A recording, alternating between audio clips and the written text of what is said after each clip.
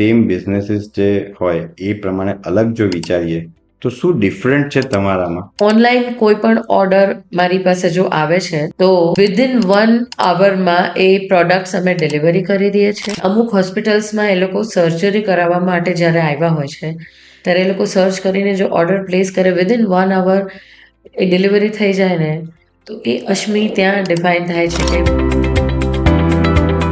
Covid આખા વર્લ્ડને જકડી દીધું હતું એ વખતે તમે તમારો રોલ અને તમે કઈ બેસ્ટ વસ્તુ કરી છે?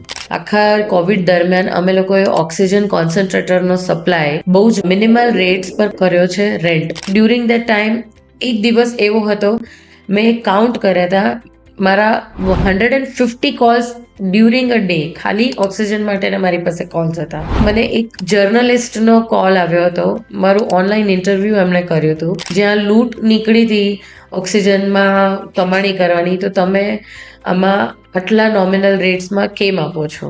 તો અમારું વિઝન ત્યારે એવું હતું કે આ ઓક્સિજન એક એવી વસ્તુ હતી કે જે માણસના શ્વાસથી લગતું છે અને હેલ્થ કેર ઇન્ડસ્ટ્રીમાં અમે જોડાયેલા છીએ.